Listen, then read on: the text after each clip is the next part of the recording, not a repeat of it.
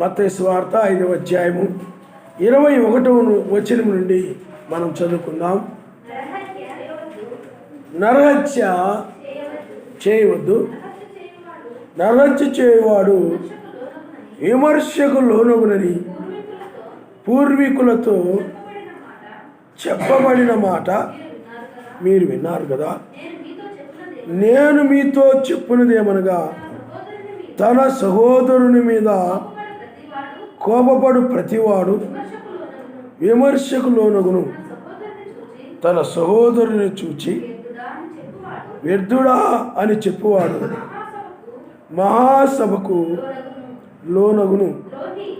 ద్రోహి అని చెప్పువాడు నరకాగ్నికి లోనగును. కావున నీవు బలిపీఠమునొద్ద అర్పణ నర్పించుచుండగా నీ మీద నీ సహోదరునికి విరోధం ఏమైనను కలదని అక్కడ నీకు జ్ఞాపకం వచ్చిన ఎడల అక్కడ బలిపీఠము ఎదుటిని నీ అర్పణను విడిచిపెట్టి మొదట వెళ్ళి నీ సహోదరునితో సమాధానపడుము. అటు తరువాత వచ్చి నీ అర్పణను అర్పింపుము. నీ ప్రతివాదితో నీవును త్రోవలో ఉండగానే త్వరగా వానితో సమాధానపడము. లేని ఎడల ఒకవేళ నీ ప్రతివాది నిన్ను న్యాయాధిపతికి అప్పగించును. న్యాయాధిపతి నిన్ను బంట్రోతులకు అప్పగిస్తాడు. అంతటి నీవు చెరసాలలో వేయబడతావు. కడపటి కాసు చెల్లించే వరకు అక్కడ నుండి నీవు వెలుపలకు రానేరవని నీతో నిశ్చయముగా చెప్పుచున్నాను. ఆయన నమస్తాను. హల్లెలూయా, హల్లెలూయా. ఈ యొక్క సాయంకాల వేళలో మనం నేర్చుకునే వర్తమానం ఏమిటంటే, సమాధానపడి ఉగ్రత నుండి తప్పించుకొను అని వర్తమానం. సమాధానపడి ఉగ్రత నుండి తప్పించుకొను. పిల్లారా, ఇక్కడ ఆయన ఏం చెప్తున్నాడనంటే, నీవు బలిపీఠమునొద్ద అర్పణను అర్పించుచుండగా నీ మీద నీ సహోదరునికి విరోధం ఏమైనా కలదని అక్కడ నీకు జ్ఞాపకం వచ్చినట్లయితే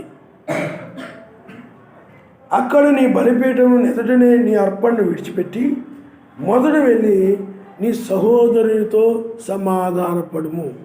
అంటే నీవెవరితోనైనా అసూయతో ప్రవర్తించావు, లేకపోతే ద్వేషంగా ప్రవర్తించావు, అన్యాయంగా ప్రదర్శించావు, అక్రోధంగా ప్రవర్తించావు, కక్షగా ప్రవర్తించావు, లేకపోతే ఎవరినైనా బూతులు తిట్టావు, లేకపోతే ఎవరినైనా మోసం చేసావు, లేకపోతే ఏమైనా దొంగిలించావు, లేకపోతే ఏమైనా నీవు ఆ యొక్క అన్యాయంగా అక్రమంగా ఏమైనా నిందలు మోపావు, లేకపోతే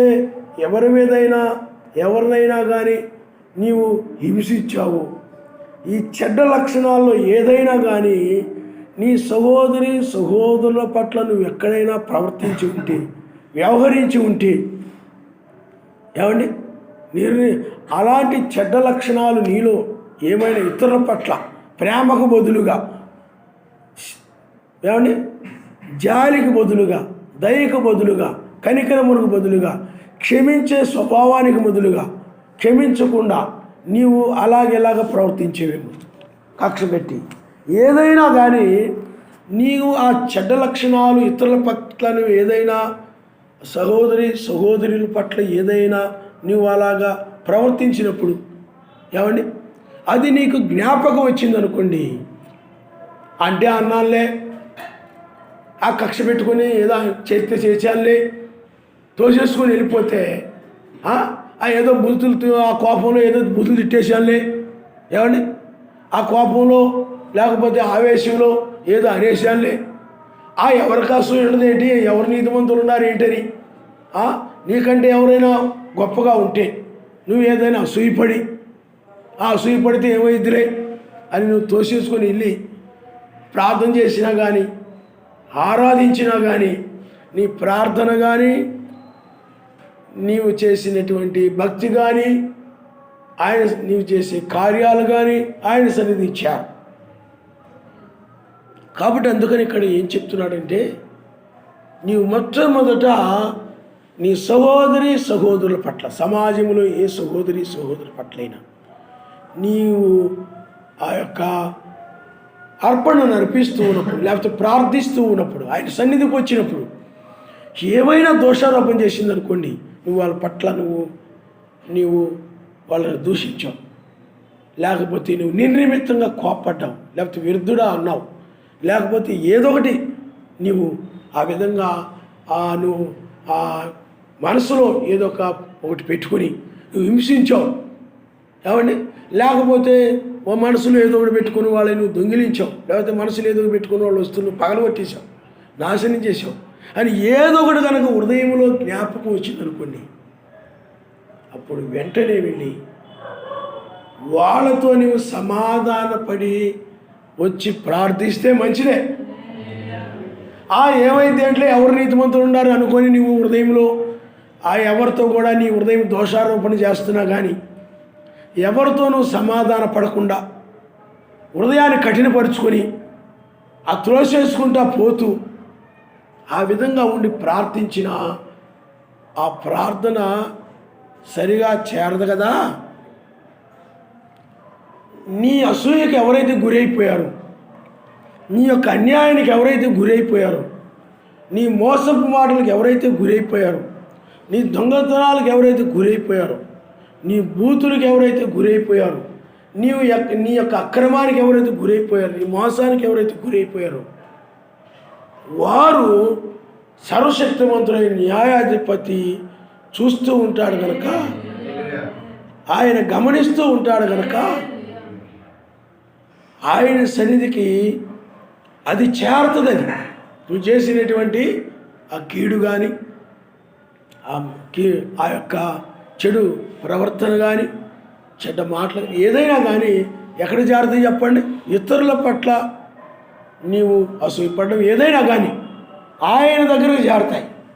అందుకని వాక్యం ఏం చెప్తా ఉందంటే, మరి ఆయన దగ్గరికి చేరితే ఏమైపోద్ది ఏంటంట, నువ్వు ఎప్పుడైతే నీవు హృదయంలో అది దోషారోపణ చేస్తున్నప్పుడు కూడా ఇతరుల విషయంలో ప్రేమ కలిగి లేవు, జాలి కలిగి లేవు, కనికరమ కలిగి లేవు, క్షమించగలిగి లేవు, నువ్వు సత్క్రియలు కలిగి లేవు, ఇతరుల పట్ల నువ్వు మంచిగా లేవు అని కనుక నీ హృదయము దోషారోపణ చేస్తున్నా కానీ నువ్వు కఠినపరుచుకుని అలా ఉన్నావు అనుకోండి, అప్పుడు ప్రతివాది అంటే నీవు ఎవరికైతే కీడు చేసావో, ఎవరికైతే హాని చేసావో, అన్యాయం చేసావో, ఆ ప్రతివాది యొక్క ప్రార్థన కానీ, కన్నీరు కానీ, ఏదైనా కానీ అది సర్వశక్తిమంతుని సన్నిధికి చేరుతుంది. అందుకని అదే సమాధాన పడ్డాం అనుకోండి, ఏమైపోతుంది చెప్పండి? అది న్యాయాధిపతి దగ్గరికి వెళుతుంది. న్యాయాధిపతి దగ్గరికి వెళితే ఏమిటి? జడ్జిమెంట్ ఉంటుంది. అక్కడ దోషిగా అయిపోతావు. తీర్పు అనమాట అది. ఆ తీర్పు దగ్గర, తీర్పు సింహాసనం యొద్దకే అతడు వెళ్ళకుండా ముందుగానే సమాధాన పడమన్నాడు ఇక్కడ ఆయన. ముందుగానే నువ్వు సమాధాన పడ్డావు అనుకో, అప్పుడు నువ్వు ఏమీ ఉండదు. సమాధాన పడలేదనుకో, అతని యొక్క నీ యొక్క హింసకి ఎవరైతే గురయ్యారో వారు న్యాయాధిపతి దగ్గరికి చేరుతుంది.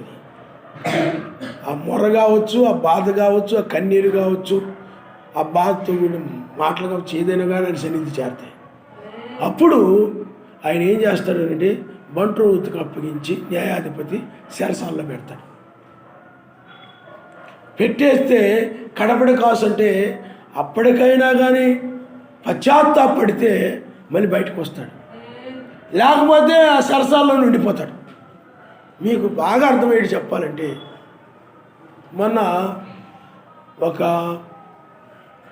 ఆ పక్కింటోళ్ళు ఈ పక్కింటోళ్ళు ఇద్దరు గొడవ పెట్టేసుకున్నారు.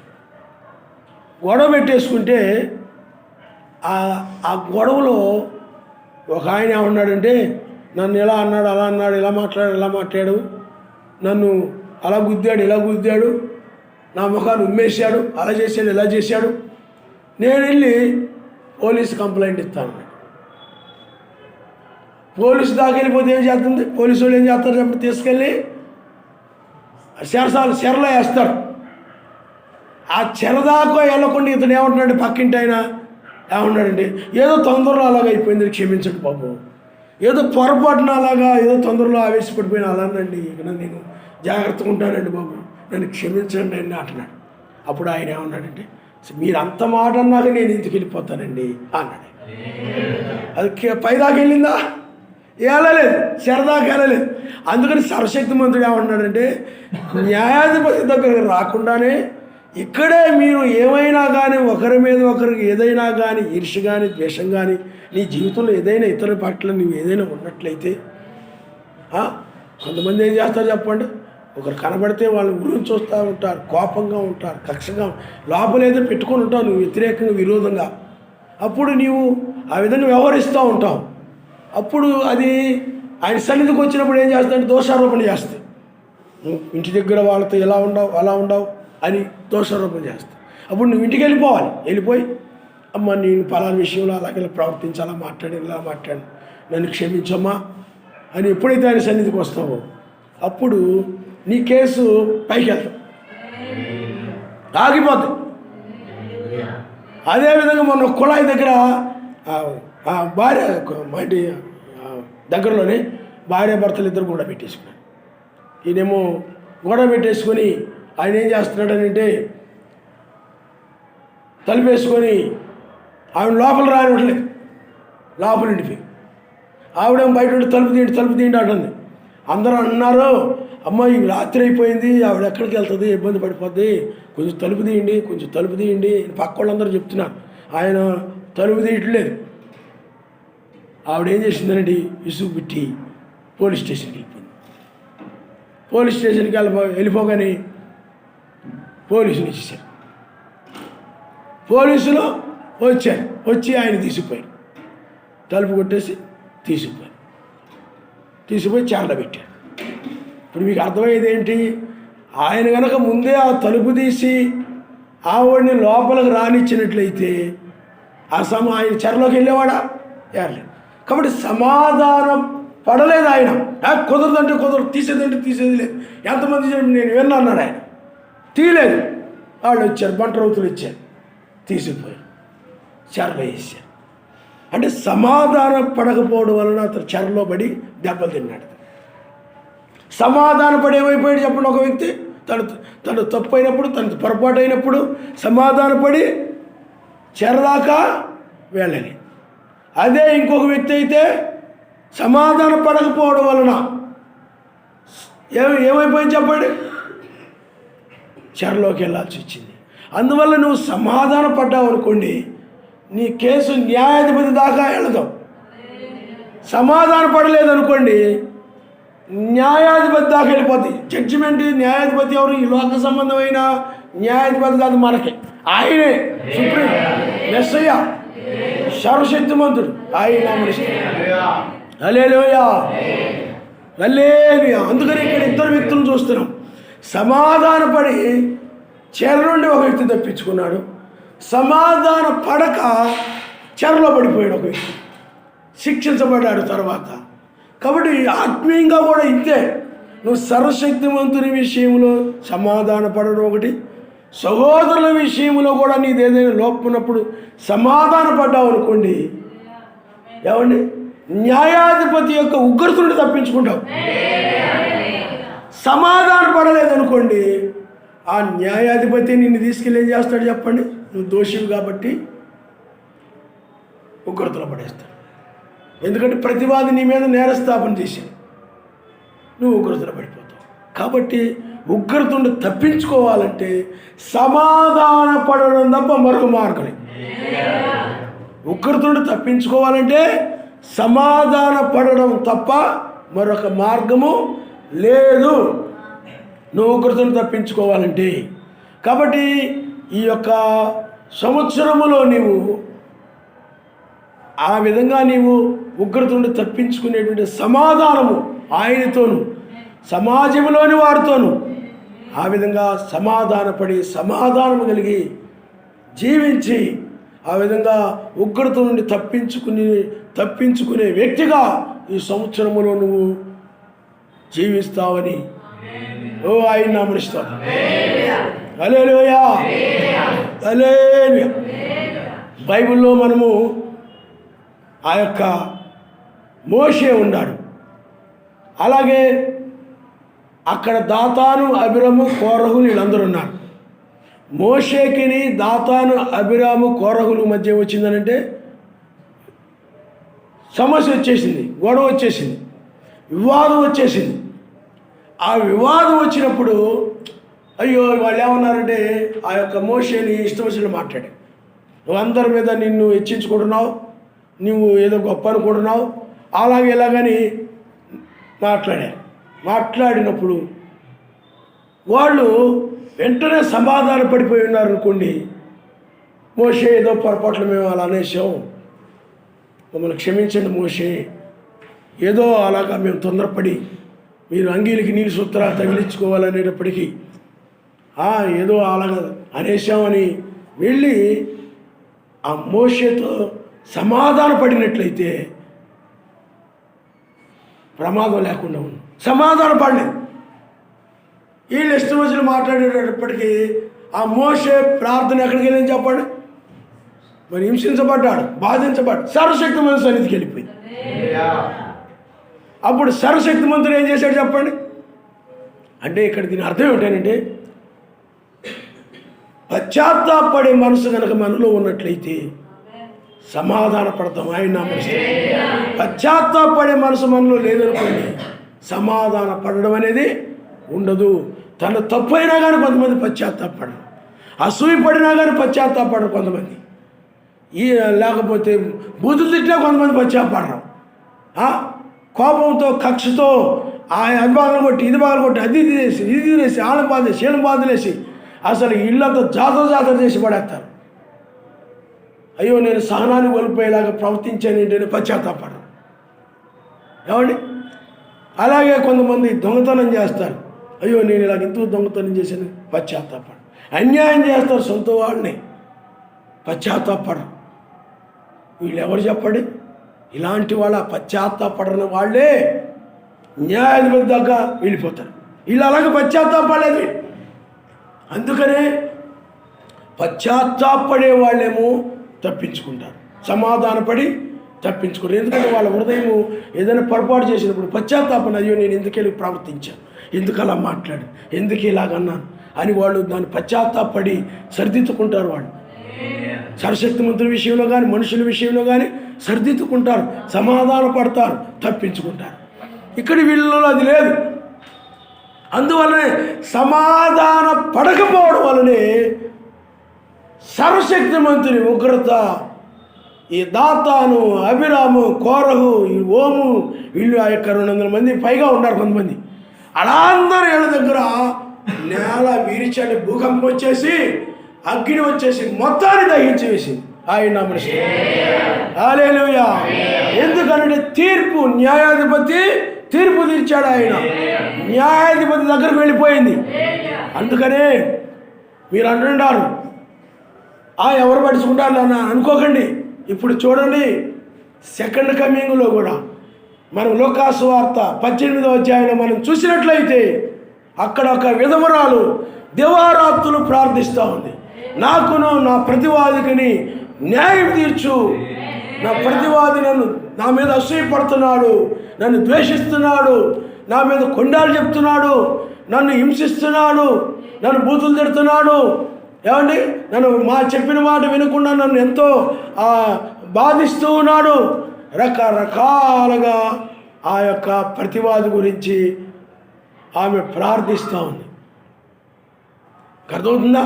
అందుకని ఆయన అంటున్నాడు, న్యాయాధిపతి వచ్చి న్యాయం తీర్చడా.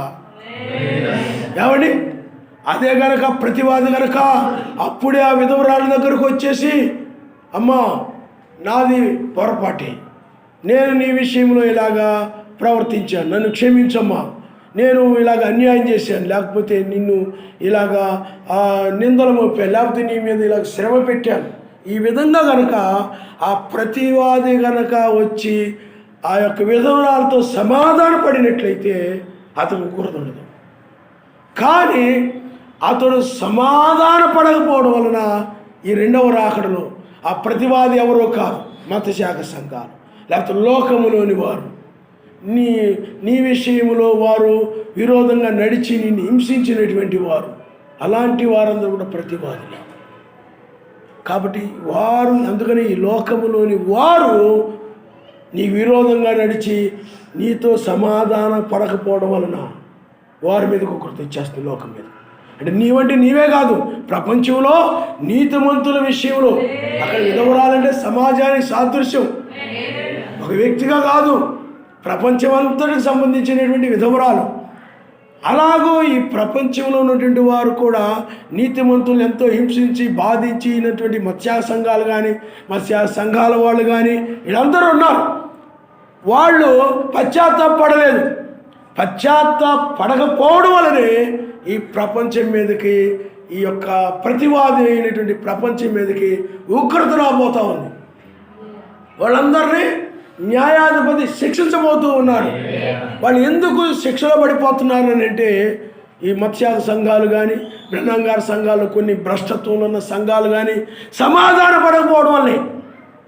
మత్స్య సంఘాలు ఉంటారు, ఏమండి, నీతిమంతులు సువార్త ప్రకటిస్తున్నప్పుడు ఎన్నో మాటలు అంటారు, ఎన్నో హింసిస్తారు. అయ్యో మేము అలా ఎందుకన్నాం, ఇలా ఎందుకన్నామని ఆ సువార్త ప్రకటించిన వాళ్ళని వాళ్ళతోటి ఏమి సమాధాన పడరు. లేకపోతే చర్చికి వెళ్తూ ఉంటే క్రైస్తవుల్ని ఏదేదో అంటూ ఉంటారు కొంతమంది, ఏసునామోళ్లను అదేను ఇదను, ఇది వేకు చుక్క బోధలు రకరకాలు మాట్లాడుతూ ఉంటారు. మరి వాళ్ళు అన్న మాటలు పశ్చాత్తాపడరు, వాళ్ళు సమాధాన పడరు. పశ్చాత్తాపం ఏం చేస్తాడు, సమాధానం కలుగు చేస్తాడు. అర్థమవుతుందండి?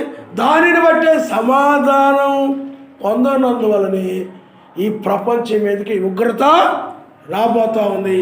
ఆయన నామనిస్తాడు. హల్లెలూయా. నీవు కనుక సమాధానం కలిగి లేకపోతే నీకెంత ప్రమాదము నువ్వు ఆలోచన చేసుకో. ఉగ్రతను నువ్వు తప్పించుకోవాలంటే నీ యొక్క బలి అర్పణను వదిలిపెట్టి, నీదేదైనా తప్పు జ్ఞాపకం వచ్చినట్లయితే, నీ యొక్క ఏదైనా యొక్క అసూయో ఏదో ఒకటి చెడుతనం నీది జ్ఞాపకం వచ్చినట్లయితే ఎవరి విషయంలోనైనా వారి దగ్గరికి వెళ్ళి నీవు సమాధాన పడితే నువ్వు తప్పించుకుంటావు. అలాగ మొండికేసి ఏమవుదులే అనుకొని కనుక నీవు ఉండిపోయావు అనుకోండి, సమాధాన పడకుండా నీ హృదయమును దోషారోపణ చేస్తున్నా కానీ అలా కఠినపరుచుకుంటూ అలా ఉండిపోయావు అనుకో, ప్రమాదంలో పడిపోతావు, ఉగ్రతలో పడిపోతావు. ఎందుకని? సమాధానం పడలేదు కాబట్టి. అందుకని ఉగ్రతను తప్పించుకోవాలంటే ఆయనతోనూ సమాజంలోని వారితోనూ సమాధానముగా జీవించడం తప్ప మరొక మార్గము లేదు. ఆయన హల్లెలూయా. నా జీవితం నా ఇష్టం, నా ముఖం నా ఇష్టం, నా హృదయం నా ఇష్టం, నేను ఇష్టం వచ్చినట్టు నా ఇష్టం వచ్చినట్టు నేను ఉంటాను అనుకొని అలాగా ఎవరికేమి నేను సమాధాన పడాల్సిన పని లేదు, అలాగే ఇలాగ అనుకొని నీ హృదయం దోషారోపణ చేస్తున్నప్పటికీ కూడా కఠినపరుచుకొని అలాగే ఉన్నావు అనుకోండి, హృదయం కఠినపరుచుకుని వాడు కీడులో పడిపోతాడు, ఉగ్రతలో పడిపోతాడు, ప్రమాదంలో పడిపోతాడు. అది ఎవరైనా కావచ్చు, నీ కుటుంబంలోనైనా వారు కావచ్చు, కుటుంబ వెలుపుల వారైనా కావచ్చు, అన్యులైనా కావచ్చు.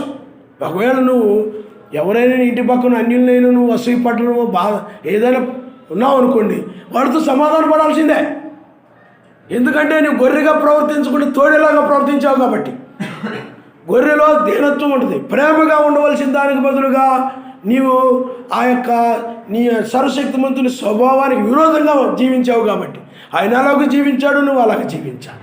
ఆయన ఎలాగో నడిచాడు, నువ్వు కూడా అలాగే నడవాలి. ఆయనలో అసూయ లేదు, ద్వేషము లేదు, క్రోధము లేదు, కక్ష లేదు, ఏమండి ఆయనలో పగ లేదు, ఆయనలో లోకాశ లేవు, ధనాపేక్ష అలాంటివి ఏమీ లేవు. కాబట్టి నీవు ఆయనవలే. గొర్రె ఎప్పుడు కూడా అన్ని జనుల మధ్య ఒక రకం ఉంటుంది, క్రైస్తవుల మధ్య ఒక రకం ఉంటుంది. నువ్వెవరి మధ్య నీతిగానే ఉండాల్సిందే, న్యాయంగా ఉండాల్సిందే, యథార్థంగా ఉండాల్సిందే, ప్రేమగా ఉండాల్సిందే, జాలిగా ఉండాల్సిందే, కనికరముతో ఉండాల్సిందే.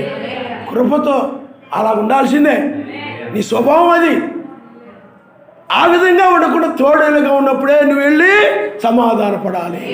నాయన పలాని వాడితో నేను గొర్రె వలె కాకుండా తోడేలు వలె ప్రవర్తించాను కనుక నన్ను క్షమించమని వాళ్ళని నేను అడగాలి నాయనని నువ్వు వెళ్ళి అడిగి వచ్చినప్పుడే నీ ప్రార్థన ఆయన దగ్గరికి వెళ్తుంది. కానీ నీ లేకపోతే వెళ్దాం. నువ్వు అని ఏడ్చినా, బలగుద్దుకున్నా, నేల బాదుకున్నా, ఏమండి లేకపోతే జుట్టు మీక్కున్నా, బట్టలు చించేసుకొని అరిసినా ఏమీ వెళ్ళదు. సమాధానపడాలి.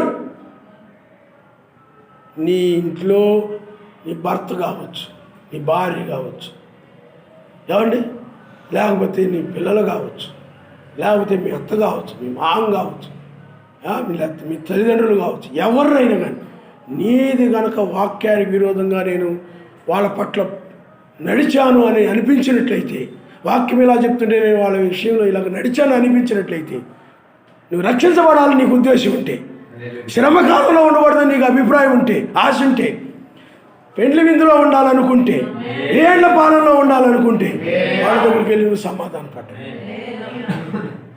ఏమండి వాళ్ళ దగ్గరికి వెళ్ళి నువ్వు సమాధానం పడితేనే రక్షించబడతావు. లేకపోతే నేను కరెక్ట్గానే నడిచాను అనుకోని, అసూయపడి కూడా కరెక్ట్గా నడిచాను అనుకుంటే, ద్వేషించి కూడా నేను కరెక్ట్గా నడిచాను అనుకుంటే, ఒకరికొకరు లోబడి ఉండమని చెప్తే నువ్వు లోబడకుండా గర్వంగా ఉండి ఇతరుల మీద నిన్ను హెచ్చించుకొని ఎలా పడతాలో మాట్లాడి బాగానే నడిచాను అనుకుంటే ప్రమాదంలో పడిపోతావు. నిన్ను తగ్గించుకొని సమాధానము కలిగి ఉండాల్సిందే. మొదటి రాకడలో మనం చూసినట్లయితే ఇశ్రాయేలు ఉన్నారు. ఇశ్రాయేలు ఆనాడు అనగా పరిసయ్యులు, ఆ యూదులు మెస్సైని బయల్జెబూలని దయ్యం పట్టిన వాడిని రకరకాలుగా మాట్లాడారు ఆయన. అలాగే ఆ యొక్క సుంకరుల్ని అనగా ఆయన యొక్క వర్తమానం నమ్మిన వారిని రకరకాలుగా మాట్లాడారు, రకరకాలుగా హింసించారు. అపోస్తలుడైన పౌలు గారైతే చాలామందిని క్రైస్తవులు చంపాడు. రకరకాలుగా బాధలు పెట్టిన వారు ఉన్నారు మనం చూసినట్లయితే. పిల్లారా, పౌలు గారు ఏం చేశారో తెలుసా మీకు? ఆ యొక్క వెలుగు చూసినప్పుడు పశ్చాత్తాపడ్డాడు. లేకపోతే వాస్తవానికి అతను ఏమై ఉంటాడు చెప్పండి? దోషి. క్రైస్తవులను హింసించినందువల్ల, క్రైస్తవులను చంపినందువల్ల అతడు నరహంతకుడుగా ఉన్నాడు, లేకపోతే పాపిగా ఉన్నాడు. కానీ సర్వశక్తిమంతుని ఎదుట సమాధానపడ్డాడు. ఏమండి? క్రైస్తవుల పట్ల సమాధానపడ్డాడు. నేను ఒకప్పుడు అలాగా ప్రవర్తించి అంటాడు తన పత్రికలో. ఆయన పాపులందరిలో ప్రధాన పాపి నేనే అంటాడు పౌలు గారు. తాను అలా ఒప్పుకున్నాడు. అలాగా ఒప్పుకున్నాడు కనుక సర్వశక్తిమంతుడు. అందుకని సమాధానపడే వారి పట్ల ఆయన కనికర పడతాడు. కాబట్టి పౌలు గారు సర్వశక్తిమంతుని ఉగ్రత నుండి తప్పించుకున్నాడు, సర్వశక్తిమంతుని యొక్క శిక్ష నుండి తప్పించుకున్నాడు సమాధాన పడడం వల్ల. అరే యూదులైతే ఏం చేశాడు చెప్పండి? అయ్యో మనం క్రైస్తవుని ఇలా హింసించేమి, ఆ సుంకరులు ఆయన నమ్మిన వాళ్ళని మనం అలా బాధ పెట్టేవి, లేకపోతే మెస్సీని దయ్యం పట్టిన వాడిని బయల్జెబూలని ఎన్నెన్నో అనేసేవి అని ఆ రోజు కనుక యూదులు కనుక సమాధానపడినట్లయితే సర్వశక్తి మెస్సీతో కానీ ఆ యొక్క క్రైస్తవులతో లేకపోతే ఆ యొక్క సుంకములు వసూలు చేసేటువంటి ఆయన నమ్మినటువంటి వారితో కానీ వాళ్ళు వచ్చి సమాధాన పడ్డారనుకోండి, యూదులు ప్రపంచం నలుదిక్కులకు చెదరగొట్టబడేవాడు కాదు. ఆ శిక్ష వాళ్ళకు వచ్చేది కాదు. కానీ వాళ్ళు మేము అబ్రహాము సంతానము, మేము నీతిమంతులమి, మాకు ధర్మశాస్త్రం అంతా తెలుసు అని హెచ్చింపు కలిగి, గర్వం కలిగి, ఇంకా వాళ్ళకే తెలియదు, ఆ మెస్సీకే తెలియదు, అతడు పాపి, అతడికేం తెలుసు, ఆయన ఒక వర్తమానం నడిచి సుంకరులకేం తెలుసు, మాకే తెలుసు అనుకొని తమ్ముడు తాము హెచ్చించుకున్నారు. ఆ హెచ్చింపు వల్ల ఏమైపోయింది చెప్పండి? పశ్చాత్తాపడకపోయేటప్పటికి ఏమైపోయింది? అయ్యో మనం మెస్సీ పట్ల ప్రవర్తించేవి, వెళ్ళి సమాధాన పడదాం. సమాధాన పడినట్టయితే బాగుంది. సమాధాన పడ తోసేసుకొని పోయారు. అలాగే చాలామంది ఏం చేస్తారు చెప్పండి? హృదయం దోషారోపణ చేస్తున్నా తోసేసుకొని పోతూ ఉంటారు. నువ్వు నీ హృదయం అయ్యో ఆ భర్తను అలా అనుకుని రావాల్సిందే, ఆ సిస్టర్ని అలా అనుకున్నా ఉండాల్సిందే, లేకపోతే నేను వాళ్ళని అలా లోబడాల్సిందే, నేను నా తల్లిదండ్రులు లోబడితే బాగుండేది, నేను లోబడాల్సిందే అని నీ హృదయం దోషారోపణ చేస్తుంది. నీ హృదయం ఎక్కడైనా తల్లిదండ్రుల మాట వినలేదనుకోండి, హృదయం దోషారోపణ చేసింది అనుకోండి, అనుకుని నువ్వు అలా పోయావు అనుకో, ప్రమాదంలో పడిపోతావు. అదే కనుక నీవు హృదయం దోషారోపణ చేసినప్పుడు వెంటనే మీ అమ్మగారి దగ్గరికి వెళ్ళి, లేక మీ నాన్నగారి దగ్గరికి వెళ్ళి, ఇదిగో నేను పొరపాటు చేశాను, మీ మాటలో లోబడలేదు, మీ మాట నేను వినలేదు, నన్ను క్షమించాలని అడిగారు అనుకోండి, ఉగ్రతోడు తప్పించుకుంటారు. ఎందుకంటే వాక్యం లోబడమనం తల్లిదండ్రులకి విధేయుడమనుంది వాక్యం. నువ్వు విధేయత చూపించకుండా తల్లిదండ్రులకు అనగా విధేయత చూపించకుండా ఎదిరించి చెప్పిన మాట వినకుండా ఉన్నావు అనుకోండి, అయ్యో మా అమ్మకి మా నాన్నకి నేను ఎదురు తిరిగేశాను, నేను అలా చేయకుండా ఉండాల్సింది అని నీకు అనిపించినప్పుడు వెంటనే వీళ్ళు వాళ్ళ దగ్గరికి వెళ్ళి నన్ను క్షమించండి తల్లిదండ్రులారా అన్నావు అనుకోండి, నువ్వు రక్షించబడతావు. నువ్వు రక్షించబడాలంటే అదే మార్గం. మీకు అర్థమవుతుందా? వాక్యాన్ని మీరిపోయావనుకో హృదయం దోషారోపణ చేస్తాయి. అసూయపడడం కూడా వాక్యం మీరిపోవడమే, గర్వం కలిగి ఉండడం కూడా వాక్యాన్ని మీరిపోవడమే, కక్ష కలిగి ఉండడం కూడా వాక్యం మీరిపోవడమే. అలాగా ప్రతి విషయంలో కూడా నీవు ఎదుటోళ్ళు ఒకవేళ ఎదుటోళ్ళు నీ పట్ల కొంచెం వాళ్ళు అసూయపడ్డారు అనుకుందాం, నీవు అసూయపడ్డా, నువ్వు క్రైస్తవుడి, అన్యుడు అతడు అసూయపడ్డాడు అనుకోండి, ఆడ పడగా నేను పడితే తప్పేందంట, ఆడ బూతులు తిట్టగా నేను తిడితే తప్పేందంట, సరిపోయింది కదా. ఏమండి, ఆడు తండానికి వచ్చి నేను కూడా తండానికి వెళ్ళిపోయింది, సరిపోయింది కదా అని అనుకోకండి. అతడు అన్యుడు కాబట్టి అతడు పశ్చాత్తాపడకపోవచ్చు, అతడు ఉదయం దోషారోపణ చేయక అతడు కరెక్ట్గా అనిపించవచ్చు. నువ్వు క్రైస్తవుడు కాబట్టి అతడు తప్పు అయినా కానీ నీది కూడా తప్పున్నట్లయితే నువ్వు సమాధానపడడమే. ఆయన నామనిస్తాం. అతడు చిన్నకరంగా మాట్లాడచ్చు, ఏమైనా మాట్లాడచ్చు. మన స్వభావం అది, మన స్వభావమే అది.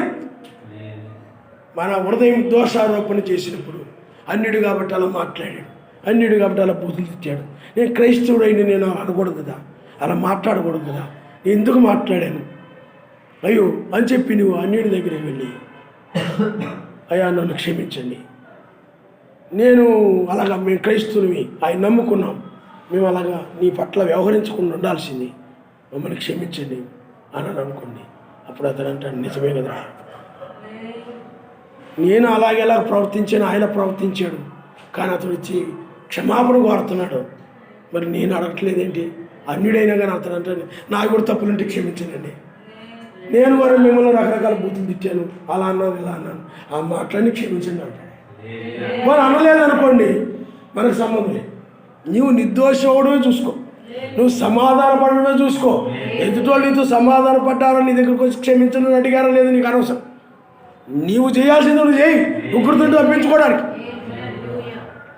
నరకానికి వెళ్లకుండా ఉండాలంటే, శ్రమకాలంలోకి వెళ్లకుండా ఉండాలంటే సమాధానపడ. ఎవరికైనా ఏదైనా నువ్వు పని చేసి పెడతానన్నావు, లేకపోతే ఎవరికైనా ఏదైనా రేపు తెచ్చేస్తానని ఉంటావు, నీవు అది మర్చిపోయావు అనుకుందాం, నువ్వు తేలేదు అనుకుందాం, లేకపోతే ఏదో మొత్తానికి కుదరలేదు అనుకుందాం, నువ్వు వెంటనే రా, నీ హృదయం దోషారోపణ చేస్తావు. ఫలానాలకు నువ్వు మాట ఇచ్చావు, లేకపోతే ఫలాని నువ్వు చేస్తాను, లేకపోతే ఫలాని నువ్వు తెస్తానన్నావు. ఆ హృదయం దోషారోపణ చేసిన వెంటనే ఏం చేయాలి చెప్పండి? వాడి దగ్గరికి వెళ్ళి, ఏమండి నేను ఇలాగ మీకు తెస్తానని చెప్పాను, కానీ నేను తేలేకపోయినా మర్చిపోయాను, నన్ను క్షమించండి. అప్పుడు నేను నిర్దోషం అయిపోతావు.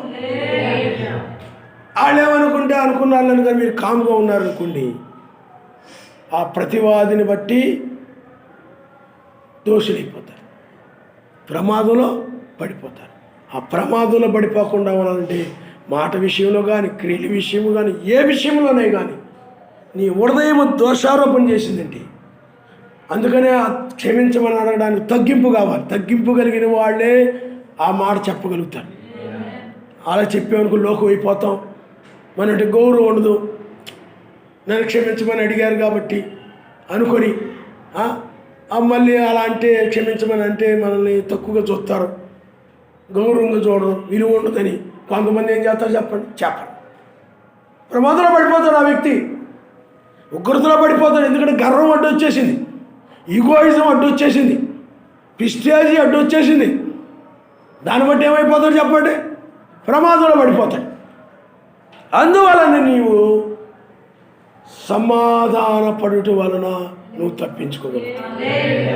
ఉగ్రత నుండి, ఆయన కోపం నుండి, న్యాయాధిపతి యొక్క తీర్పు నుండి తప్పించుకోవాలంటే అది ఒక్కటే మార్గము. ఆయన హల్లెలూయా. సౌలు రాజు ఉన్నాడు. సౌలు రాజులో కూడా పశ్చాత్తాపడే గుణం లేదు. దావీదుని ఎన్నో రకాలుగా బాధ పెట్టాడు. దావీదు ప్రతివాది అనుకుందాం. సౌలు రాజు దావీదుని రకరకాలుగా ఇబ్బంది పెట్టాడు. ఎక్కడైనా కనపడితే చంపాలని వాళ్ళని పంపి వీళ్ళని పంపి, లేకపోతే తన చేతులు ఏది ఉంటుంది తీసుకుని ఇసిరేసి, అంటే దావీదుని చూడగానే తట్టుకోలేకపోయేవాడు. ఏమండి, ఇంక ఉడికిపోతూ ఉండేవాడు. ఆవేశం వస్తూ ఉండేది దావీదుని చూసినప్పుడు. ఊగిపోతూ ఉండేవాడు సౌలు రాజు. మీరు గమనించండి, సౌలు రాజు సర్వశక్తిమంతుని మాట విషయమైన అంటే సమూయేలు అమాలేకీయులందరిని హతమార్చి రమ్మని చెప్పినప్పుడు దాన్ని హతమార్చకుండా అతడు ఏం చేశాడంటే జనులు చెప్పినట్టు నడిచాడు.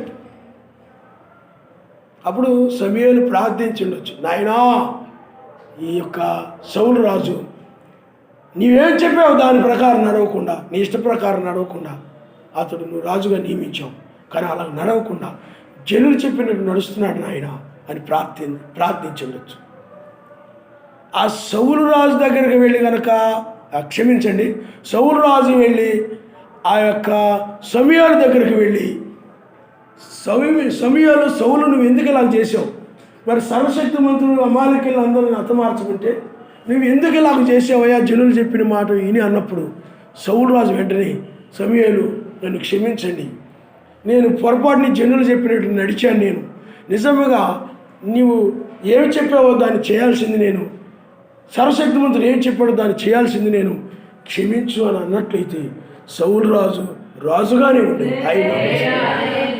హల్లెలూయా. కానీ అతడు సమాధాన పడలేదు. అతడు చేసింది కరెక్టే అనుకున్నాడు. జనులు చెప్పినట్టు నేను నడిచాను, అది కరెక్టే అనుకున్నాడే తప్ప సమాధాన పడకపోవడం వలన ఉగ్రతలు పడిపోయాడు. అదే సమాధాన పడి ఉన్నట్లేదు, అందుకని సమాధాన పడలేదు కాబట్టి సర్వశక్తిమంతుని ఆత్మ సౌలు రాజుని విడిచిపెట్టేసింది. సర్వశక్తిమంతుని యొక్క వాక్యము ఆయన గురించి ప్రవక్తల దగ్గరికి వెళ్ళి, సమూయేలు దగ్గరికి వెళ్ళినా కానీ, ఎవరి దగ్గరికి వెళ్ళినా కానీ సర్వశక్తిమంతుడు మాట్లాడలేదు. ఇక సర్వశక్తిమంతుడు మాట్లాడడం మానేశాడు. ఆయన సర్వశక్తిమంతుని యొక్క వాక్యం అతని గురించి రావడం లేదు. చాలా భయంకరమైన పరిస్థితి అయిపోయి చివరికి ఏమైపోయిందంటే స్త్రీని ఆశ్రయించాడు, సోదిగత్తిని ఆశ్రయించాడు, ప్రమాదంలో పడిపోయాడు. అదే సమాధాన పడి ఉన్నట్లయితే అలాంటి స్థితి నుండి తప్పించుకుని మంచి సాక్ష్యం కలిగి ఉండేవాడు. సమాధానమే కావాలి. ఏమండి, ఇక్కడ ఏదో చెప్తున్నాడు ఆయన న్యాయాధిపతి. అందుకనే పిల్లారా, ఈ లౌదీయ సంఘ కాలంలో కూడా సమాధాన పడకుండా ఉన్నారు చాలామంది మత్స్య సంఘాల లోకంలో. ఎవరైతే ఉన్నారో వారిని సమాధాన పడిన వారు ఎవరైతే ఉన్నారో వాళ్ళకి ఏమైనా హృదయం దోషారోపణ చేసినప్పుడు వెళ్ళి సమాధానపడి వచ్చి ఎవరైతే ప్రార్థించిన వారు ఉన్నారో వారికి న్యాయం తీర్చడానికి న్యాయాధిపతిగా వచ్చాడు ఆయన. అందుకనే సమాధాన పడిన వారు మాత్రం ఇప్పుడు ఉగ్రత నుండి తప్పించుకుంటారు. సమాధాన పడని ప్రపంచం ఏమైపోతుంది చెప్పండి, ఉగ్రతలో పడిపోతాయి. న్యాయాధిపతి అదే. మీకు అర్థమవ్వాలనంటే మీకు ఏలియాను గురించి మీరు చూడండి, యెజబెలు గురించి మీరు చూడండి. ఆ రోజుల్లో యెజబెలు ఏలియాని చాలా ఇబ్బందులు పెట్టింది. అతడు ప్రవక్త, సర్వశక్తిమంతుడు చేత పంపబడినటువంటి మనిషి అతడు. ఆ యొక్క ఏలియా వాక్యము కోసం నిలబడ్డాడు అతడు. ఆ రోజుల్లోనే యెజబెలు కనుక ఏలియాకు విరోధంగా మాట్లాడడం కానీ విరోధంగా కానీ చేయకుండా ఉండడమే కాకుండా పని చేసింది అనుకుందాం. కానీ అయ్యో నేను ఏలియా విషయంలో ఇలాగ ఎందుకు నడిచాను, మరి అతడు చేసే ధర్మశాస్త్రం ప్రకారమే కదా అని అనుకుని ఆ యెజబెలు గనక ఏలియాతో గనక సమాధాన పడినట్లయితే తన చెడ్డ క్రియలను బట్టి, ఏలియా పట్ల ఆమె చెడుతనంగా ప్రవర్తించిన దాన్ని బట్టి, హింసాయుతంగా ప్రవర్తించిన దాన్ని బట్టి ఆమె సమాధానం పొందినట్లయితే బాగుండేది. ఏలియా మాత్రం సమాధానం కలిగి ఉన్నాడు. ఆయన హల్లెలూయా. ఎవరినైనా బాధ పెట్టినా, ఎవరినైనా హింసించినా, ఎవరినైనా అన్నాని మాట ఏదైనా అన్నా, లేకపోతే ఏదైనా అసూయపడినా, ఏదైనా కానీ తన జీవితంలో ఏదైనా ఉన్నట్లయితే అతడు క్షమించమని అడిగే స్వభావం కలిగిన వాడు. ఆయన హల్లెలూయా. సమాధానపడే స్వభావం కలిగిన వాడు, సమాధానపడే స్వభావం కలిగిన వాడు అతడు. అందుకని విరోధం పెట్టుకునే వాళ్ళు ఉంటారు లోకంలో. నీ స్వభావం ఏంటి చెప్పండి? సమాధానపడండి నీ స్వభావం. అందుకనే ఏలియా దగ్గరకు వచ్చినప్పుడు ఆయన ఎలా వచ్చాడు? న్యాయాధిపతి సమాధానం వచ్చాడు. సమాధానం అంటే విరోధంగా ఏమి రాలేదు, సమాధానంగా వచ్చి ఏలియాని బేచేల్, ఎరుకు, యొర్దాను నడిపించి తీసుకుని వెళ్ళిపోయాడు. ఆయన నామనిస్తాడు. అంటే సర్వశక్తిమంతునికి ఏలియాకి మధ్య ఏ విరోధము లేదు, మంచిగానే వచ్చాడు. శిక్షించాలన్నట్టుగా రాలా, తీసుకెళ్లాలన్నట్టుగా వచ్చాడు. ఆయన నామనిస్తాడు. సమాధానంగా రావడం అంటే అది తను తీసుకుని వెళ్ళి తన రాజ్యంలో ఉంచుకోవాలన్నట్టుగా ఆ విధంగా సమాధానంగా వచ్చాడు. కానీ యెజెబెలు దగ్గరికి వెళ్ళేటప్పుడు ఆయన ఎలా వెళ్ళాడంటే విరోధంగా వెళ్ళాడు. యెహూ అనబడిన వ్యక్తి రథాన్ని దూకుడుగా నడుపుకుంటూ వస్తున్నాడు. ఆ కోట మీద ఉండి చూశాను, ఎవరు అంత దూకుడుగా నడుపుతున్నారు అని అంటే, యెహూ వెళ్ళి సమాధానంగా వస్తున్నావా విరోధంగా వస్తున్నావా అని అంటే, పనికిమాలినోడా, చిల్లంగితనమును, అస్తారుతు, బయలుదేవత, విగ్రహారాధన ఇవన్నీ ఇజ్రాయెల్లో చెడుతనముతో నింపితే యెజెబెలు సమాధానం ఎక్కడి వస్తుందిరా, అవసరం అమ్మన్నాడండి ఆయన. కాబట్టి వెళ్ళి యెజెబెలుని చంపడం జరిగింది విరోధంగా. అందుకని సర్వశక్తిమంతుడు మన దగ్గరకు సమాధానం వచ్చాడు. ఆయన హల్లెలూయా. మనం ఏలియా వలె ఆరోహణం అయిపోతాం. అందుకని ఏలియా కూడా తుది సంకాలంలో మీరు చూడండి, అక్కడ యెజెబెలు ఉంది, వేకు చుక్కు గురించి ఉంది. సేమ్ ఆ ఏలియా కాలాల్లో కూడా యెజెబెలు ఉంది. ఏలియా ఆత్మ కలిగినటువంటి వధువు ఇప్పుడు ఉన్నట్లుగానే ఆనాడు ఏలియా ఉన్నాడు. అందుకని ఒక సమయం వచ్చినప్పుడు ఏలియా మౌనం అయిపోయాడు. సువార్త ముగించబడినప్పుడు మౌనం అయిపోయి ఎక్కడికి వెళ్ళమంటే అక్కడికి వెళ్తున్నాడు. వధువు కూడా ఈ చివరి కాలంలో అలాగే ఆమె కూడా ఏలియా ఆత్మ కలిగి ఉంది. కాబట్టి ఇప్పుడు ఆ రథములో ఏలియాను తీసుకొని వెళ్ళింది ఎవరో కాదు, ఉదయ నక్షత్రమే. ఆయన న్యాయాధిపతి నిన్న నేడు నిరంతరము ఏకరీతిగా ఉండేవాడు. అందుకని సమాధానము మీరు ఎలా చెప్పగలుగుతున్నారండి అని అంటే, షాలోమ్ అనగా సమాధానము కలుగునుగా. మరి సమాధానంగానే వచ్చాడంటే దాని అర్థం ఏంటి చెప్పండి? షాలోమ్ వేకు నక్షత్రముగానే ఆయన వచ్చాడు, కానీ విరోధంగా వచ్చాడు. అందుకనే ఇప్పుడు ఒకప్పుడైనట్లయితే సువార్త ద్వారం మూయబడక మునుపు అందరికీ సమాధాన సువార్త ప్రకటించబడింది. కానీ జడ్జిమెంట్ టైంలో మాత్రము ఆయన ఏలి ఆత్మ కలిగినటువంటి రోషము కలిగి, అనగా మత్స్య సంఘాలతో ఏకీభవించకుండా ప్రత్యేకంగా ఉన్నటువంటి ఆయన వధువు విషయంలో మాత్రము సమాధానం కలిగి ఉండి, మతశాఖ సంఘాల విషయంలో విరోధంగా ఉన్నాడు. ఆయన యెజెబెలు చంపినట్లుగానే ప్రపంచాన్ని నాశనము చేయడానికి ఆయన విరోధముగా ఉన్నాడు. ఆయన వాళ్ళకు విరోధంగా మారాడు, మనకు సమాధానం. కాబట్టి సమాధానం వల్లనే ఏలియా తప్పించబడి, యెజెబెలు సమాధానం పడకపోవడం వల్ల ఉగ్రతలో పడి ఆవిడికి పశ్చాత్తాపడే మనసు లేదు అసలు. ఏలియా చెప్పినా కానీ, అందుకనే మారు మనసు పొందడానికి సమయం ఇచ్చినప్పటికీ ఆమె మారు మనసు పొందనొల్లదు, పశ్చాత్తాపడనొల్లదు అని ఉంది బైబిల్ ప్రకటన గ్రంథంలో. మారు మనసు పొందనొల్లదు అని ఉంది. అందువల్ల ఈనాడు కూడా ఈ మత్స్య సంఘాలు ఏమి యెజెబెలులాగా మారు మనసు పొందలేదు. ఇంక వీళ్ళగా ఎంత ప్రకటించినప్పటికీ కూడా వీరు మారు మనసు పొందే పరిస్థితి లేదు. కాబట్టి నాశనం చేయాలని నిర్ణయించుకుని మన దగ్గరికి ఎలా వచ్చేది చెప్పండి? సమాధానంగా ఆయన రాజ్యాన్ని తీసుకుని వెళ్ళాలి. అదే మత్స్య సంఘాలకి మనం వెళ్ళిపోయిన తర్వాత విరోధంగా మారిపోతాడు లోకానికి. అందరు మత్స్య సంఘాలు ప్రభు కరుణామయుడు, ప్రేమామయుడు, దయామయుడు అనుకుంటుంటారు. కానీ రేపు ఆయన విరోధంగా ఉండి వాళ్ళు శిక్షిస్తాడని వాళ్ళకి తెలియదు. పరిశీలిని శిక్షించాడు.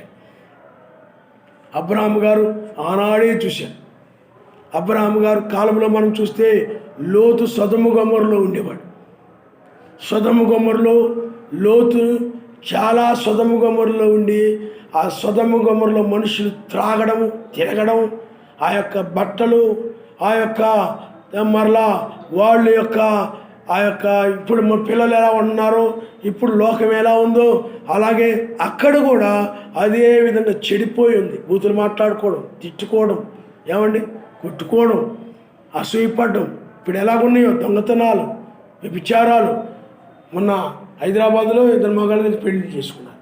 అలాంటి పెళ్ళిళ్ళు రకరకాలుగా ఉంది సొదొమ గొమొర్రా. ఆ సొదొమ గొమొర్రా విషయంలో ఏమండి అలాగే లోతు యొక్క అల్లుళ్ళు కూడా ఉన్నారు అక్కడ. కానీ వాళ్ళు కూడా లోతుని బట్టి వాళ్ళు నవ్వారు, ఎగతాళి చేశారు. నా ప్రియమైన అల్లులారా, సర్వశక్తిమంతుడు ఈ చోటు మీరు విడిచి బయటికి రండి, ఈ పట్టణాన్ని ఆయన కాల్చివేయబోతున్నాడు, ఈ సొదొమ గొమొర్రా పట్టణాలు మీకు ఉండవు అని అంటే మా మామగారికి అది పిచ్చి పెట్టింది అన్నట్టుగా వాళ్ళు అపహాస్యం చేశారు, నవ్వారు. అంతేగాని సమాధానపడలేదు. అపహాస్యం చేసినప్పుడైనా అయ్యో లోతును అలా ఎందుకన్నావు, అలా అనకుండా ఉండాల్సిందని సొదొమ గొమొర్రాలో వాళ్ళు కానీ, లేకపోతే ఆ యొక్క సొదొమ గొమొర్రాలో ఉన్నవాళ్ళు కానీ, లోతు యొక్క అల్లుళ్ళు కానీ, అమ్మ స్విచ్ ఆఫ్ చేయాలి, లోతు అల్లుళ్ళు కానీ ఏమండి ఆ సొదొమ గొమొర్రాలో ఉన్న ఆ మనుషులు లోతుతో పశ్చాత్తాపడినట్లయితే, సమాధానపడినట్లయితే ఆ ఉగ్రత ఉండేది కాదు. అప్పుడు సొదొమ గొమొర్రాలో ఉన్న మనుషులు ఏమండి ఆ మనుషులు సమాధానపడకపోవడం వల్ల, విరోధంగా నడవడం వల్ల, సమాధాన పడకపోవడం వల్ల ఉగ్రతుడు తప్పించుకోలేకపోయారు. లోతు మాత్రము సమాధానపడుడు వలన ఉగ్రతుడిని తప్పించుకున్నాడు. ఆయన హల్లెలూయా, హల్లెలూయా. కాబట్టి నువ్వు ఉగ్రతుడిని తప్పించుకోవాలంటే సమాధాన పడితేనే సర్వశక్తిమంతుడు, లేకపోతే ప్రమాదంలో పడిపోతావు, ఉగ్రతలో పడిపోతావు. లోతు సమాధాన పడ్డాడు కాబట్టి తప్పించుకున్నాడు. పిల్లలారా ఆలోచించండి, ఆయన విషయంలో సమాధాన పడితేనే తప్పించబడతావు, లేకపోతే ప్రమాదం. కాబట్టి సమాధానము ముఖ్యం. ఆయన ఎవరితో సమాధాన పడాలి? సర్వశక్తిమంతుడితో సమాధాన పడాలి. మత్స్య సంఘాలు అనుకోండి, అలాగా వాళ్ళ సెల్ ఫోన్లు మోగుతూ ఉంటాయి, ఇలాగ బుర్రంకొని ఇలా మాట్లాడుకుంటారు కొంతమంది, సెల్ ఫోన్ చూసుకుంటూ ఉంటారు కొంతమంది మత్స్య సంఘాలు. లేకపోతే కొంతమంది ఏవో సెల్ ఫోన్లో చూసుకుంటూ ఉంటారు, యూట్యూబ్లో ఏవేవో చూసుకుంటూ ఉంటారు కొంతమంది ఇయర్ ఫోన్స్ పెట్టుకొని ఏదో వింటూ ఉంటారు, అక్కడ పాస్టర్ గారు వాక్యం చెప్తూ ఉంటారు. కొంతమంది ఏమో అక్కడ వాటర్ బాటిల్ పెట్టుకుని అత్మానం తాగుతూ ఉంటారు, తాగుతూ ఉంటారు. కొంతమంది ఐస్ క్రీమ్ తెచ్చుకొని తింటూ ఉంటారు. అది సొదొమ గొమొర్రాలా ఉంటుంది ఆ సంఘం అని. కాబట్టి పైకి కొనిపోబడాలంటే ఆయన సన్నిధిలోనూ భయభక్తులతో ఉండాలి. ఆయన హల్లెలూయా, హల్లెలూయా. ఉగ్రతుడు తప్పించబడాలంటే సమాధానమే. నువ్వు ఏదైనా నీ జీవితంలో పొరపాటు కనపడితే, తప్పు కనపడితే, నువ్వు పొరపాటు చేసావు నీకు అనిపిస్తే, ఆయన విషయంలో కానీ లేకపోతే వర్తమానికులు కానీ ప్రవక్తలు కానీ ఏదైనా ఇది తప్పు, నువ్వు చేసింది పొరపాటు అని నీకు వాళ్ళు చెప్పినప్పుడు వెంటనే దాని విషయంలో పశ్చాత్తాపడి కనుక ఆయనతో సమాధాన పడితే తప్పించబడతావు. అలాగే సమాధాన పడకపోతే ప్రమాదంలో పడిపోతారు, ఉగ్రతలో పడిపోతారు. ఆ ఉగ్రత నుండి పడిపోకుండా తప్పించుకోవాలంటే సమాధానమే మార్గం. ఆయన నమస్కారం. హల్లెలూయా, హల్లెలూయా. బైబిల్లో మనము కయ్యూను మనం చూస్తుంటాం. కయ్యూను చూడండి, తనకిష్టమైనటువంటి, తనకు ఆ మంచిది అనిపించినటువంటి అర్పణ తీసుకొచ్చి అర్పిస్తున్నాడు. అదే ఏబేలును చూసినట్లయితే రక్తము ద్వారానే విమోచన కలుగుతుందని ఎరిగి తీసుకొని ఆ యొక్క గొర్రె పిల్లని తీసుకొచ్చి అక్కడ రక్తాన్ని అర్పిస్తున్నాడు ఆయనకి. అయితే ఇక్కడ ఒక విషయం మీరు గమనించాలి పిల్లారా, కయ్యూను పశ్చాత్తాపడే మనసు కలిగిన వాడు కాదు. కయ్యూనుకి ఏదైనా సర్వశక్తిమంతుడు చెప్తే విని లోబడే మనసు కలిగిన వాడు కాదు. అతడు అర్పణ తీసుకొచ్చినప్పుడు సర్వశక్తిమంతుడు దాన్ని తృణీకరించాడు. అంతేకాకుండా అతడు హేబేలుతో విరోధంగా ప్రవర్తించాడు. తర్వాత విరోధంగా ప్రవర్తించడమే కాకుండా హేబేలుని చంపాడు. అతడు తన సొంత సోదరుని ఆవేశంలో కోపంలో చంపేశాడు. చంపేసినప్పుడు ఆ యొక్క కయ్యూనులో ఏమీ పశ్చాత్తాపం కనపడలేదు. అప్పుడే కనుక కయ్యూను కనుక హేబేలు దగ్గరికి వెళ్ళి, ఇదిగో నేను ఇలాగా, లేకపోతే సర్వశక్తిమంతుని దగ్గరికి వెళ్ళి, నేను ఇలాగ నరహత్య చేశాను, నాది తప్పు, నన్ను క్షమించిన ఆయన అని ఆ రోజుల్లోనే కనుక సమాధానపడి ఉన్నట్లయితే సర్వశక్తిమంతుని యొక్క ఉగ్రతను తప్పించుకునేవాడు. కానీ అతనికి ఒక గుర్తు వేయబడింది, ఒక ముద్ర వేయబడింది. దేశదిమ్మరైపోయాడు. దేశదిమ్మరంటే ఇక స్థిరత్వం లేకుండా తిరగడమే. ఆ గుర్తు వేయబడింది. కాబట్టి పిల్లరా ఆలోచన చేయండి. అదే హేబేలైనట్లయితే పశ్చాత్తాపడిన వాడు కనుక ఆయన నామనిస్తాడు, సమాధానం కలిగిన వాడు కనుక. అందుకనే కయ్యూను హేబేలు, కయ్యూను హేబేలు. అందుకనే 2 రకాలైనటువంటి ప్రజలు మనం చూస్తూ ఉంటాం. ఆయన నామనిస్తాడు. కాబట్టి నువ్వేం చేయాలనంటే సమాధాన పడడం తప్ప మరొక మార్గము లేదు. ఆదాము కూడా ఆ రోజులు అలాగే సమాధాన పడలేదు. ఆదాము ఏం చేశాడనంటే ఆ యొక్క అవ్వ చెప్పినట్టు నడిచాడు. అవ్వ చెప్పిన మాటల ప్రకారం నడిచాడు. అవ్వ చెప్పిన మాటల ప్రకారం నడిచి ఏమండి సర్వశక్తిమంతునికి విరోధంగా నడిచాడు. అప్పుడు సర్వశక్తిమంతుడు, ఆదామా నువ్వెక్కడున్నావు అంటే, నేను దిగంబరిగా ఉండేది కనుక నేను దాక్కొని ఉన్నా అన్నాడు. అంటే లోక సంబంధమైన సిగ్గుపడుతున్నాడే తప్ప ఆత్మ సంబంధమైన సిగ్గు లేదు అతనికి. ఇప్పుడు మనం బైబిల్లో మనం ఆ యొక్క శుంకర్ని చూసినప్పుడు ఆయన మందిరంలో రావడానికి సిగ్గుపడ్డాడు. అంటే ఆయన సన్నిధికి రావడానికి సిగ్గుపడ్డాడు. నేను పాపిని కదా, నేను ఎలాగ జీవించాను, ఆయన సన్నిధికి వెళ్ళి నేను ఎలాగ ప్రార్థించగలను సిగ్గుపడ్డాడు. కానీ కయ్యూను మాత్రము, క్షమించండి, ఆదాము మాత్రము సిగ్గుపడ్డాడు. అందుకని ఆదాము ఏమయ్యాడు చెప్పండి? ఆత్మ సంబంధంగా సిగ్గుపడలేదు, పాపమును బట్టి సిగ్గుపడలేదు, లోకరీతిగా సిగ్గుపడ్డాడు. ఈనాడు కూడా చాలామంది ఏం చేస్తుంటారు చెప్పండి? లోకంలో ఇవి ఏమీ లోక సంబంధం లేకపోతే సిగ్గుపడిపోతుంటారు. ఎవరన్నా మీ ఇంటికి వస్తామన్నారు అనుకోండి, వద్దులే అంటారు. కారణం ఎందుకని? మీకు ఏసీ లేదా, టీవీ లేదా, మీకు బండి లేదా, మీకు కారు లేదా, మీకు అది లేదా, ఇది లేదా అని అడుగుతారు. అప్పుడు ఇవి బాగోదు కదా. వీటి కోసం సిగ్గుపడుతుంటారు. కానీ ఇవిలేమని అనుకుంటారేమో లోకమని సిగ్గుపడుతుంటారు. కానీ ఆత్మ సంబంధంగా సర్వశక్తికి విరోధంగా ఉన్నామని ఆ సిగ్గు ఈనాడు మనుషులకి లేదు. కాబట్టి పిల్లలు ఆలోచన చేయండి. అక్కడ ఆదాము పశ్చాత్తాపడలేదు. పడినట్లయితే ఈ యొక్క అవ్వ కూడా పశ్చాత్తాపడినట్లయితే ఈ భూమి మీదకి శాపం వచ్చేది కాదు, సర్వశక్తిమంతుని ఉగ్రత వచ్చేది కాదు. సమాధాన పడకపోవడం వల్లనే భూమి మీదకి అన్నిటికీ కూడా మరణం వచ్చేసింది, దుఃఖం వచ్చింది, కన్నీరు వచ్చింది, ఏడుపు వచ్చింది. ఈ యొక్క సమాధి కార్యక్రమాలు, హాస్పిటళ్ళు, ఏమండి పోలీస్ స్టేషన్లు, సైన్యము, ఇవన్నీ రావడానికి, రైళ్ళు కానీ విమానాలు కానీ ఇవన్నీ రావడానికి కారణము పాపమే. అదే గనక వారు గనక సమాధానపడి ఉన్నట్లయితే ఈ టెక్నాలజీ ఉండేది కాదు, హాస్పిటల్ అవసరం లేదు, డాక్టర్లు అవసరం లేదు, పోలీస్ స్టేషన్ అవసరం లేదు. ఎందుకంటే తనుకోవడం ఉండదు, వ్యాధులు ఉండవు, ఏమండి హెలికాప్టర్లు అవసరం, లేకపోతే విమానాలు అవసరం లేదు, శాటిలైట్స్లు అవసరం లేదు. మానవుడు ఎక్కడికి కావాలంటే అక్కడికి వెళ్ళేవాడు. ఆయన నమ్మనిస్తాడు. ఆదాము పాపంలో పడకముందు పైకి పోవాలంటే పైకి వెళ్ళాడు, కిందకి రావాలంటే కిందకు వచ్చాడు, ఎక్కడికి వెళ్ళాలంటే అక్కడికి వెళ్ళగలిగేవాడు. కానీ పాపంలో పడడం వల్లే ఇవన్నీ వచ్చేసాయి. కాబట్టి పిల్లారా, మీరు ఉగ్రత నుండి తప్పించుకోవాలంటే సమాధాన పడడం తప్ప మరొక మార్గము లేదు. ఆయన సన్నిధిలో సమాధాన పడాలి, ఉగ్రత నుండి తప్పించుకోవాలి. అందువల్ల నీవు ఎవరి విషయంలోనైనా నీ హృదయం కనుక దోషారోపణ చేసినట్లయితే నీవు ఆయన ఎదుట సమాధాన పడడమే. వాళ్ళ దగ్గరికి వెళ్ళి సమాధాన పడడమే. నాయనా నన్ను క్షమించు నాయన అని చెప్పి ఆయన అడగడం ఏదైనా ఆయన విషయంలో ఉంటే, ఎవరైనా సమాజంలోని వారి విషయంలో ఉంటే అడగడమే, సమాధాన పడడమే. ఎవరితోనూ విరోధంగా ఉండదు, ఎవరితోనూ నువ్వు విరోధంగా ఉండదు, ప్రేమగానే ఉండు. ఎవరితోనూ విరోధంగా ఉండకుండా ప్రేమ కలిగి ఉండు. నువ్వు సమాధానమే కలిగి ఉండు, సమాధానంలో విరోధం ఉండదు. అందుకని బైబిల్ చెప్తుంది, సమాధానమును వెదుకుడి అన్నది బైబిల్.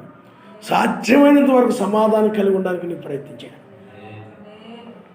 అది నీ తప్పు అయితే పశ్చాత్తాపడుడి ద్వారా, క్షమించమని అడుగుడి ద్వారా దాని నుండి నువ్వు తప్పించుకోగలుగుతావు. కాబట్టి పిల్లారా, ఆలోచన చేయండి. ఉగ్రతను తప్పించుకోవాలంటే సమాధానమే మార్గమైనది ఆయన నమ్ముస్తాడు. హల్లెలూయా. ఐగుప్తీయులు ఉన్నారు, మోషే వచ్చాడు. మోషే వచ్చినప్పుడు పిల్లారా, వారు మోషేని ఆ రోజుల్లో ఎందుకంటే ఒక ఐగుప్తుని చంపినందువలన అక్కడి నుండి మోషే వాళ్ళకు భయపడిపోయి వెళ్ళిపోయాడు మోషే. పిల్లారా, తిరిగి మోషే వచ్చాడు. ఆ తిరిగి మోషే వచ్చినప్పుడు ఐగుప్తీయులు కనుక ఏమండి మోషే దగ్గరకు వెళ్ళి, మోషే మేము నీ విషయంలో మేము అన్యాయంగా ప్రవర్తించాము, లేకపోతే మోసంగా ప్రవర్తించాము, లేకపోతే మేము నీ విషయంలో అలాగ ప్రవర్తించాము, కాబట్టి మోషే మమ్మల్ని క్షమించు. అలాగే ఇజ్రాయిల్ని మేము ఈ యొక్క భయంకరమైన హింసలు పెట్టాం, బాధలు పెట్టాం, చిత్రహింసలు పెట్టాం. కాబట్టి ఇజ్రాయిల్ దగ్గరికి వెళ్ళి, ఇజ్రాయిల్లారా మమ్మల్ని క్షమించండి అని అన్నట్లయితే, సమాధాన పడినట్లయితే ఆ తెగుళ్ళు ఐగుప్తు దేశం మీదకి వచ్చేవి కాదు. ఆయన నామమున హల్లెలూయా. సమాధానంగా పంపినట్లయితే తెగుళ్ళు ఆ దేశం మీదకి వచ్చేవి కాదు. సమాధానంగా పంపకుండా విరోధంగానే వ్యవహరించారు. విరోధంగానే ఏమన్నారు, మేము పంపమన్నారు, వీళ్ళు బానిసలుగా ఉండాల్సిందే అన్నారు. మోషేకు విరోధంగా మాట్లాడారు. వాళ్ళలో ఏమీ పశ్చాత్తాపలేదు. అంతగా ఆ యొక్క ఐగుప్తీయులు ఇజ్రాయెల్ని హింస పెట్టినప్పటికీ కూడా ఏమండి మీ పశ్చాత్తాపడలేదు. మేము ఇలాగ మిమ్మల్ని హింస పెట్టాం, బాధించాము. ఎందుకంటే వాళ్ళు అన్నీ అక్కడ ఐగుప్తు దేశంలో వాళ్ళు బహుగా శ్రమపడుతూ ఐగుప్తీయులకి వాళ్ళు బానిసలుగా ఉండేవారు. అంత భయంకరంగా ఉండే పరిస్థితి. కానీ పిల్లారా, వాళ్ళు సమాధాన పడకపోవడం వల్ల, పశ్చాత్తాపడకపోవడం వల్ల సర్వశక్తిమంతుని యొక్క ఉగ్రత వారి మీదకి వచ్చింది. అదే సమాధాన పడి ఉన్నట్లయితే, సమాధానంగా వాళ్ళని పంపినట్లయితే తెగుళ్ళ చేత మొత్తబడడం కానీ, ఎర్ర సముద్రంలో నశించడం కానీ ఏమీ ఉండేది కాదు. కాబట్టి పిల్లారా, ఆలోచన చేయండి. సమాధాన పడడం వలన ఉగ్రతను తప్పించుకుంటాం. ఆయనతో కానీ మనుషులతో కానీ తోసేసుకొని పోవద్దు, త్రోసేసుకొని వెళ్ళొద్దు. సమాధానపడు, అడుగు ఆయన్ని, అయ్యా నన్ను క్షమించు, సహోదరి నన్ను క్షమించు, నీ విషయంలో నేను పలానప్పుడు ఇలా అన్నాను. ఎవరికేదో క్షమించాలని అనడం కాదు, నువ్వేమన్నావో, ఏం మాట్లాడావో, లేకపోతే అసూయపడ్డావా, అసూయపడి నువ్వేమైనా ప్రవర్తించావా, ఏదైనా నీలో ఉన్నట్లయితే, నేను పలానా సందర్భంలో పలానా సమయంలో ఇలా అన్నాను మిమ్మల్ని, కాబట్టి ఆ మాటలను బట్టి నన్ను క్షమించండి. ఆయన హల్లెలూయా. నువ్వు సమాధాన పడితే నీకు మంచిది, సమాధాన పడకపోతే ప్రమాదాలు పడిపోతావు, ఉగ్రతలు పడిపోతావు. తోసేసుకొని వెళ్ళామనుకోండి ప్రమాదాలు పడతావు. ఉగ్రతను సమాధాన పడుట ద్వారానే ఉగ్రత నుండి తప్పించుకోగలుగుతారు. ఆయన నామముస్తారు. హల్లెలూయా, హల్లెలూయా. దానియేలు కాలంలో మనం చూస్తే, దానియేలు కాలంలో వాళ్ళని తీసుకుని వెళ్ళి, అనగా దానియేలుని తీసుకుని వెళ్ళి సింహాల గుహలో పడేశారు. ఆ సింహాల గుహలో దానియేలుని పడవేసినప్పుడు మీరు గమనించండి, ఎవరైతే ఆ పితరులు చెప్పారో దానియేలుకి విరోధంగా చట్టాన్ని కల్పించారో వారు ఆ సమయంలోనే ఆ దానియేలుతో కనుక సమాధాన పడినట్లయితే ఇబ్బంది లేకుండా పోదు. కానీ దానియేలుతో సమాధాన పడకపోవడం వల్ల దానియేలు యొక్క ప్రార్థన సర్వశక్తిమంతుని సన్నిధించేది. అప్పుడు వాళ్ళు చెరసాలలో వేయబడ్డారు, ఆత్మీయంగా వాళ్ళు బంధించబడి ఉన్నారు. తర్వాత వాళ్ళు శిక్షించబడ్డారు. సమాధాన పడకపోవడం వల్ల శిక్ష వచ్చేది వాళ్ళ మీదకి, ఉగ్రత వచ్చేసింది వాళ్ళ మీదకి. కాబట్టి నువ్వు ఆలోచించి నూతన సంవత్సరంలో నువ్వు అలాగూ సమాధానపడి ప్రతి విషయంలో ఎవరికైనా ఏదైనా విరోధంగా ఉంటే సమాధానపడి ఉగ్రతను తప్పించుకునే వ్యక్తిగా నీవు ఉండాలి. ఆయన హల్లెలూయా, హల్లెలూయా. ఓ తలలు వంచుకోండి, మనం ప్రార్థన చేసుకుందాం. స్తోత్రములు నాయన, స్తోత్రములు నాయన. హల్లెలూయా, హల్లెలూయా. నువ్వు ప్రియులారా, నీ ఇంట్లో కానీ ఇంటి బయట కానీ సమాజంలో కానీ ఎవరి విషయంలో నీ హృదయం దోషారోపణ చేస్తే సమ్మతిపరచుకో. ఆవేశంలో లేకపోతే తొందరలో నీవేమైనా పొరపాట్లుంటే నువ్వు సమాధానపడు. ఉగ్రతను నువ్వు తప్పించుకుంటావు. హల్లెలూయా, హల్లెలూయా, హల్లెలూయా, హల్లెలూయా.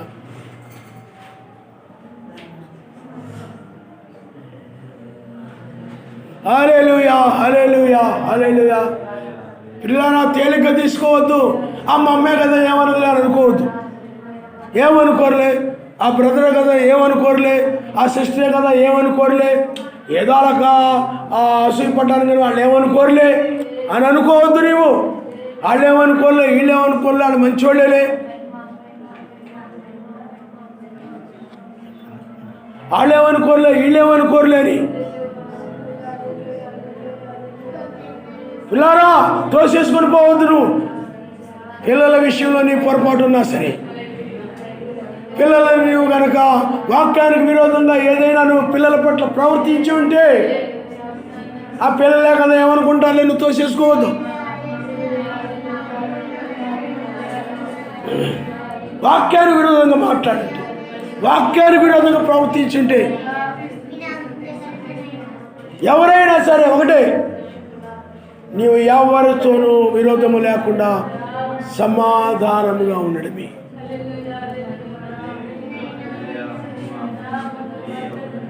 హల్లెలూయా.